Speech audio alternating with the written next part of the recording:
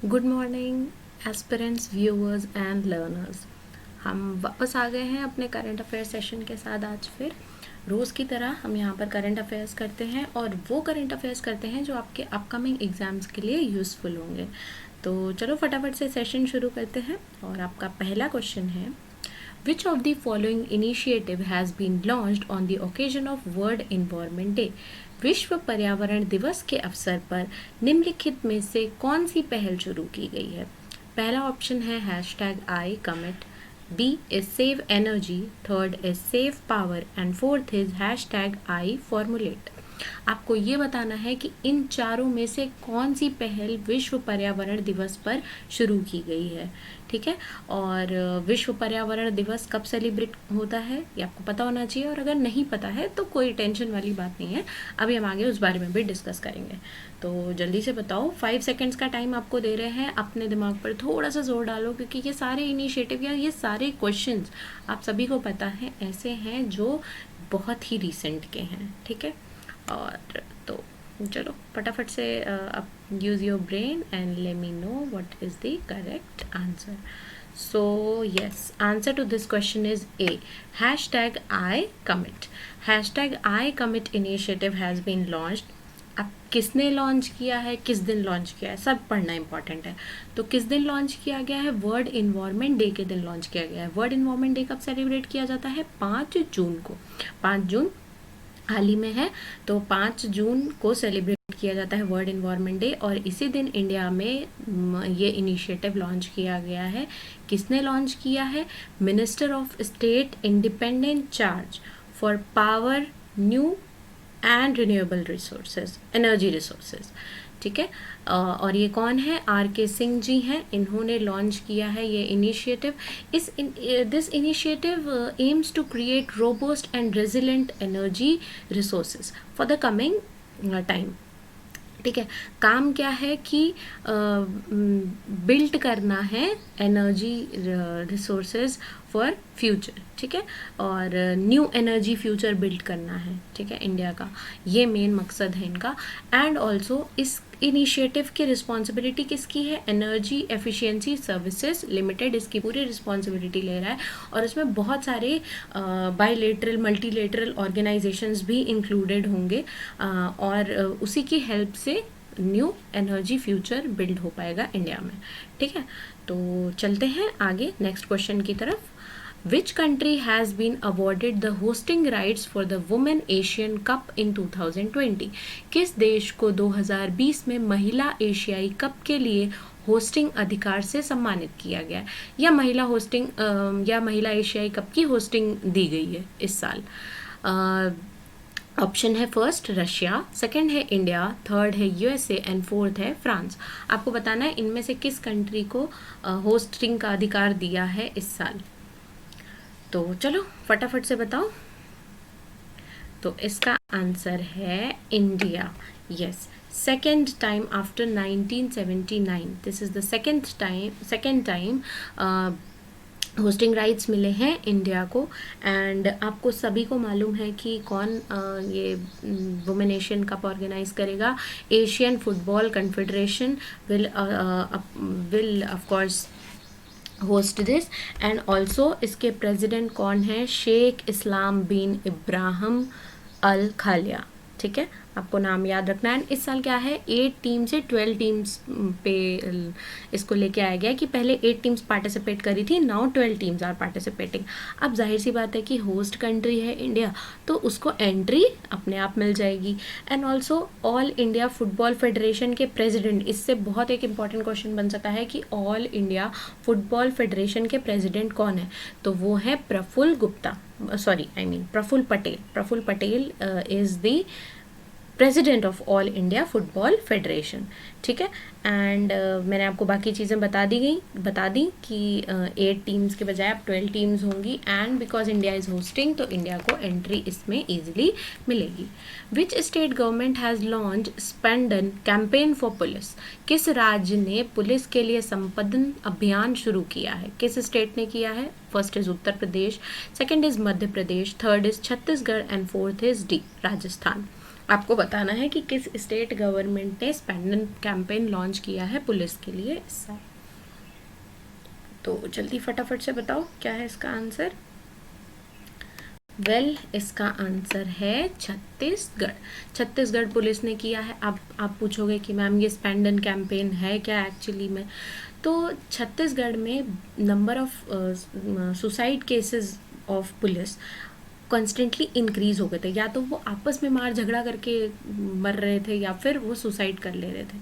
तो इस चीज़ को रोकने के लिए ये नया कैंपेन लॉन्च किया है छत्तीसगढ़ पुलिस ने। बेसिकली उनको मेंटल पीस प्रोवाइड की जा सके। उनको अगर मेंटली कोई इशू है या कोई डिसऑर्डर फेस करे या मॉरली डिग्रेड हो गए हैं तो उनको हेल्प किया जाए उस चीज़ से उभरने के लिए। और उसके अंतर्गत बहुत सारे प्रोग्राम्स लॉन्च किए जा रहे हैं, जैसे कि योगा थेरेपी उनको दी जाए, ठीक है, ताकि वो मेंटली फ्री रह सके, स्ट्रेस ना हो, मेंटल स्ट्रेस से दूर रह सकें बेसिकली, और इजीली अपना फिर वो काम कर सकें, ठीक है। क्योंकि अब जाहिर सी बात है पुलिस वाले भी ह्यूमन हैं, ठीक है, तो मॉरल या इमोशनल ब्रेकडाउन उनको भी होता है। तो नौकरी करते समय उनको ऐसी कोई चीज़ फेस ना हो और उनके मेंटल पीस के लिए या उनको मेंटल स्ट्रेस ना हो, इसके लिए छत्तीसगढ़ पुलिस ने ये नया कैंपेन उनके लिए लॉन्च किया है, ठीक है। आगे देखते हैं। Which expressway is to be converted into green field project. किस एक्सप्रेसवे को ग्रीन फील्ड प्रोजेक्ट में परिवर्तित किया जाना है। फर्स्ट ऑप्शन है Delhi Jaipur Mumbai, second is Delhi Amritsar Katra, third is Lucknow Noida Delhi and fourth is Mumbai Surat Jodhpur. इनमें से कौन सा एक्सप्रेसवे है जिसे ग्रीन फील्ड प्रोजेक्ट में कन्वर्ट किया जाने वाला है। तो जल्दी से बताओ इनमें से कौन सा एक्सप्रेसवे है। तो इसका आंसर है दिल्ली अमृतसर कटरा। यस, दिल्ली अमृतसर कटरा एक्सप्रेसवे को ग्रीन फील्ड प्रोजेक्ट में कन्वर्ट किया जाने वाला है। अब आप लोग सोच रहे होंगे कि ग्रीन फील्ड प्रोजेक्ट क्या होता है। तो नाम स्टेट है ग्रीन फील्ड प्रोजेक्ट, नाम से समझो, ठीक है, कि अगर कोई भी काम पहली बार किया जा रहा हो रोड के कंस्ट्रक्शन का, ठीक है, तो उस मतलब ज़ीरो से स्टार्ट किया जाने वाला हो अगर वो प्रोजेक्ट, तो उसे ग्रीन फील्ड प्रोजेक्ट कहते हैं, ठीक है। तो अभी तक दिल्ली अमृतसर कटरा के बीच का जो ये एक्सप्रेसवे जो अब बनने जा रहा है, इसे इसीलिए ग्रीन फील्ड प्रोजेक्ट कहा जा रहा है, बिकॉज स्टार्टिंग से स्टार्ट किया जाएगा, ज़ीरो से स्टार्ट किया जाएगा, मतलब वहाँ कोई रोड नहीं है ऐसा मान के काम किया जा रहा है। अब आप लोग ये भी सोच रहे होंगे कि रोड्स तो ऑलरेडी हैं, बहुत सारे ऐसे रूट्स हैं जो दिल्ली को अमृतसर और अमृतसर से कटरा को कनेक्ट करते हैं, लेकिन इनका मेन मकसद क्या है कि कुछ सेलेक्टेड पिलग्रिमेज सेंटर्स हैं वो उनको कनेक्ट करना चाहते हैं उन रोड्स के थ्रू, इसलिए काम ज़ीरो से स्टार्ट किया जा रहा है। एंड इसमें अमृतसर के भी बहुत सारे पिलग्रिमेज सेंटर्स हैं, कटरा में आपको पता ही है माता वैष्णो देवी हैं, एंड दिल्ली के भी कुछ पिलग्रिमेज सेंटर्स हैं जो जिनको इंटरकनेक्ट किया जाना है। एंड बेसिकली वो ज़्यादातर जो हैं वो अमृतसर से हैं और ये काम जल्दी ही स्टार्ट होने वाला है, ठीक है। आगे देखते हैं next question. Which country has declared emergency after oil spill incident. इनमें से कौन सी कंट्री में आपातकाल घोषित किया गया है तेल रिसाव की घटना के बाद। तो पहला ऑप्शन है रशिया, सेकंड है फ्रांस एंड थर्ड है सऊदी अरेबिया एंड फोर्थ है जापान। इनमें से किस कंट्री में after oil spill incident emergency declare कर दी गई है, आपको बताना है। तो इसका आंसर है ए रशिया। रशिया में इमरजेंसी डिक्लेयर कर दी गई है after oil spill incident. Oil spill incident मतलब तेल बह गया है, क्रूड ऑयल का कौन सा फॉर्म, डीजल स्प्रेड हो गया है। अब कहाँ स्प्रेड हो गया है, कैसे स्प्रेड हो गया है, देखो Urals, there is a place known Urals in Russia, ठीक है। नॉरल्स में ही क्रूड ऑयल के सेंटर्स हैं, ज़्यादातर सेंटर्स हैं, मतलब वहाँ पर आप ये समझ लो एक तरह से कंटेनर्स, टैंक्स बने हुए हैं जहाँ पे वो स्टोर किया जाता है, ठीक है, अलग अलग फॉर्म्स में, पेट्रोल, डीजल एंड एक्सेट्रा। तो ये जो स्पिल हुआ है वो क्या था, वो डीजल था, ठीक है। एंड नॉरल्स को क्या बोला जाता है, निकल कैपिटल ऑफ रशिया। निकल कैपिटल क्यों बोला जाता है, क्योंकि वहाँ पे बहुत ही हाई क्वांटिटी में निकल प्रोड्यूस होता है। एंड ऑल्सो ऑल्सो ये one of the most polluted cities में से एक है, ठीक है। विश्व की सबसे ज़्यादा प्रदूषित क्षेत्रों में से ये एक है। इसका क्या नाम है? नॉरल्स, ठीक है। अब नॉरल्स के पास में क्या है? आर्कटिक ओशन, ठीक है, आर्कटिक ओशन, और उसी में ये स्पिल हुआ है, ठीक है। स्पिल हुआ है मतलब तेल बह गया है, समझ लो, ठीक है। अब वो कैसे बह गया है, क्या हुआ है, ये पूरा एक अच्छा खासा तगड़ा इंसिडेंट है, ठीक है। आप ये समझ लो कि जैसे ग्लेशियर्स या पर्माफ्रॉस्ट बोलते हैं वैसे तो उसको। आपको इसकी डिटेल अगर नॉलेज चाहिए होगी तो आप हमें कमेंट सेक्शन में बताना, हम आपको इसकी डिटेल नॉलेज देंगे। वेल, आप अभी के लिए इतना समझ लो कि पर्माफ्रॉस्ट होते हैं, ठीक है। वो जैसे कि मान लो आइस जम गई है, ठीक है, कहीं पे। अब इस समय का ऐसा सीन है कि अब वहाँ पर समर्स आने वाले हैं या सन की फेसिंग उस एरिया में होने वाली है, तो वो पर्माफ्रॉस्ट जो है वो पिघल रहे हैं। अब उन्हीं के ऊपर उन्होंने वो कंटेनर्स रख रखे थे जिसमें डीजल था या क्रूड ऑयल था। अब वो पर्माफ्रॉस्ट पिघल गया। अब क्या हुआ? वो तेल पूरा उस ओशन में फैल गया है। अब ये इंसिडेंट से वहाँ पर अभी के लिए इमरजेंसी डिक्लेयर कर दी गई है। वैसे बहुत सारे तरीके ढूंढे जा रहे हैं जिससे इसको रिमूव किया जा सके, बिकॉज आप कब तक इमरजेंसी डिक्लेयर रखोगे, ठीक है। तो आगे देखते हैं next question. World Economic forum will host which of the following summit in 2021? विश्व आर्थिक मंच 2021 में निम्नलिखित में से किस शिखर सम्मेलन की मेजबानी करेगा? First option is Great Reset Summit, second is Unique Twin Summit, third is the Davos Summit and fourth is Twin Summit. World Economic Forum इनमें से कौन सा समिट होस्ट करेगा 2021 में? You have to answer this. चलो फटाफट से बताओ क्या करेगा, कौन सा करेगा। तो वेल, इसका आंसर है unique twin summit. Yes, unique twin summit host करेगा वर्ल्ड इकोनॉमिक फोरम, ठीक है। इसकी बहुत ज़्यादा डिटेल नॉलेज की एज ऑफ नाउ आपको ज़रूरत नहीं है, बट आप इतना सब बस इसमें से एक मेन टेक अवे क्या है कि वर्ल्ड इकोनॉमिक फोरम के चेयरमैन एंड फाउंडर कौन है। सो क्लास स्क्वैब हैं इसके founder and chairman as of now, ठीक है। और जो बाकी क्या ऑप्शन देख रहे हो आप, द ग्रेट रीसेट, ये इस टाइम का मेन थीम है, ठीक है। तो चलो आगे देखते हैं नेक्स्ट क्वेश्चन।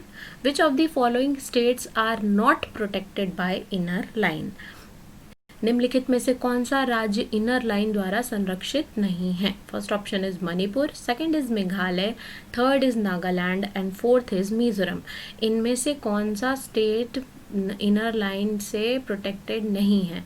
तो जल्दी से बताओ, इनमें से कौन सा स्टेट है जो इनर लाइन से प्रोटेक्टेड नहीं है? तो इसका ऑप्शन है बी, आंसर है B, Meghalaya. Meghalaya inner line से प्रोटेक्टेड नहीं है। अब आप सोच रहे होंगे ये इनर लाइन क्या है, ठीक है। तो इनर लाइन परमिट जो आज के टाइम पे इसको इनर लाइन परमिट बोलते हैं। First in 1873 it was Bengal Eastern Frontier Regulation Act, जो कि 1873 में लॉन्च किया गया था। ब्रिटिश रूल तब के टाइम पे, ब्रिटिश रूल के टाइम पे it was Bengal Eastern Frontier Regulation Act. आज के टाइम पे ये क्या है? इनर लाइन परमिट है, ठीक है। और इनर लाइन परमिट बेसिकली क्या है कि ये जो भी इनर लाइन परमिट के अंडर एरियाज आते हैं, यहाँ पे कोई भी ऐसे ही नहीं जा सकता है, ठीक है। लाइक आपको वहाँ जाने के लिए वहाँ की स्टेट गवर्नमेंट की परमिशन लेनी पड़ेगी। अब परमिशन क्यों लेनी पड़ेगी? क्योंकि वहाँ पर बहुत सारी ऐसी ट्राइब्स रहती हैं जो कि बाहरी दुनिया से संपर्क रखना नहीं चाहती हैं, ठीक है, जो नहीं चाहती हैं कि उनके एरिया में कोई भी आए, तो आपसे उनको हार्म ना हो, इसलिए आपको पहले वहाँ की स्टेट गवर्नमेंट से परमिशन लेनी पड़ेगी। जब आप परमिशन ले लोगे तब आप उस पर्टिकुलर एरिया में जा सकते हो, ठीक है। तो इसके अंडर एज ऑफ नाउ, मतलब अभी के पहले तक अरुणाचल प्रदेश, नागालैंड और मिजोरम थे। अभी जब CAA सिटीजनशिप अमेंडमेंट एक्ट लागू हुआ, उस टाइम पर मणिपुर को भी इसमें इंक्लूड कर दिया गया। आपकी जस्ट नॉलेज के लिए बता दूं कि आसाम भी इस चीज़ का प्रोटेस्ट कर रहा है कि उन्हें भी क्या चाहिए, ILP के अंडर कवरेज चाहिए। वो भी इनर लाइन परमिट के अंदर अपने स्टेट को लाना चाहते हैं, लेकिन the government has denied it और उसकी एप्लीकेशन फाइल हुई है सुप्रीम कोर्ट में। ठीक है, वो भी बहुत एक अच्छा खासा मामला है, हम अभी उस पर ज़्यादा डिटेल में नहीं जाएंगे। ठीक है, आपके लिए ये इम्पोर्टेंट है कि ILP के रीजन्स में कौन कौन से स्टेट्स आते हैं। ठीक है, आगे देखते हैं। NASA has collaborated with which of the following countries for human missions to Moon and Mars? NASA ने निम्नलिखित में से किस देश के साथ मानव मिशन के लिए चंद्रमा और मंगल पर सहयोग किया है? First option is France, second is USA, third is चीन और China and fourth is south Africa. इनमें से किसके साथ नासा ने कोलैबोरेट किया या किस कंट्री ने नासा के साथ कोलैबोरेट किया है ह्यूमन मिशंस को मून और मार्स तक भेजने के लिए? ठीक है, तो इसका आंसर है साउथ अफ्रीका। हाँ, साउथ अफ्रीका ने नासा के साथ कोलैबोरेट किया है। अब ऑब्वियसली नासा को साउथ अफ्रीका की नहीं, साउथ अफ्रीका को नासा की ज़रूरत है, but it's actually both way. ठीक है, तो दोनों ने आपस में कोलैबोरेट किया है और साउथ अफ्रीका हेल्प करेगा। कैसे हेल्प करेगा? It will give them a deep space ground station. ठीक है, वो साउथ अफ्रीका में क्या बिल्ड करेंगे? डीप स्पेस ग्राउंड स्टेशन, जो कि नासा को हेल्प करेगा for covering communications and technologies. ठीक है, और इसके अलावा अभी तक ये काम कौन कौन सी कंट्रीज कर रही थी? US, Spain, Australia and now fourth जो अब इंक्लूड हो गई है इज साउथ अफ्रीका ऑल्सो। ठीक है, अब आगे देखते हैं, नेक्स्ट क्वेश्चन पे चलते हैं, देखते हैं क्या कह रहे हैं। Who has been appointed as senior advisor to ED of World Bank? विश्व बैंक के ED के वरिष्ठ सलाहकार के रूप में किसे नियुक्त किया गया है? तो ऑप्शन है Rajiv Topno, second is Leo Puri, third is Sumant Tyagi and fourth is Brajendra Navnit. इन चारों में से senior adviser to ED of World Bank किसको नियुक्त किया गया है? ED is executive director of World Bank, तो किसको नियुक्त किया गया है? चलो फटाफट से बताओ। तो इसका आंसर है ए, राजीव तोपनो। राजीव तोपनो जी को senior adviser to executive director of World Bank appoint किया गया है। इसके अलावा ऑप्शंस में आप देख रहे हैं ब्रजेंद्र नवनीत जी का नाम है। ब्रजेंद्र नवनीत जी जो हैं उनको भी इंडिया का न्यू एम्बेसडर बनाया गया है वर्ल्ड ट्रेड ऑर्गेनाइजेशन के लिए। ठीक है, और जो राजीव तोपनो जी हैं वो अभी तक क्या थे? प्राइवेट सेक्रेटरी थे PM के, अभी तक प्राइवेट सेक्रेटरी थे PM के, एंड 1996 बैच के IAS ऑफिसर रह चुके हैं ये। और इसमें से इम्पॉर्टेंट क्वेश्चन और क्या बन सकता है कि वर्ल्ड बैंक के प्रेसिडेंट इस वक्त कौन है? So David Malpass is the president of World Bank right now. ठीक है, चलो देखते हैं आगे, अगले क्वेश्चन पे चलते हैं, क्या कह रहे हैं। Which country hosted Virtual Global Vaccine Summit 2020? किस देश ने वर्चुअल ग्लोबल वैक्सीन समिट 2020 की मेजबानी की है? First option is USA, second is UK, third is Russia और रूस एंड फोर्थ इज फ्रांस। तो आपको बताना है कि इनमें से कौन सी कंट्री ने वर्चुअल ग्लोबल वैक्सीन समिट 2020 की मेजबानी की है या किसने होस्ट करी है। तो जल्दी से बताओ आंसर क्या होगा।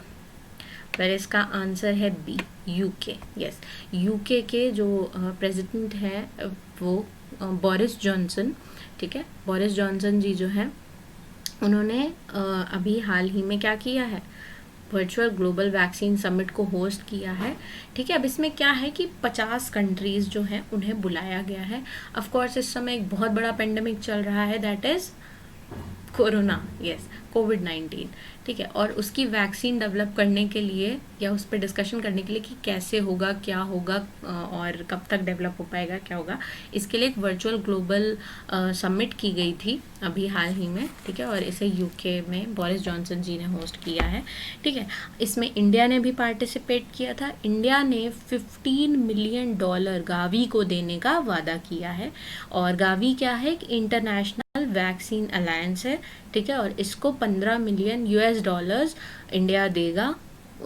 किस लिए देगा? वैक्सीन डेवलप कराने के लिए, ठीक है, बिकॉज ये जो कोविड-19 जैसा पेंडेमिक है ये सारी कंट्रीज़ को इक्वली इफ़ेक्ट कर रहा है, ठीक है।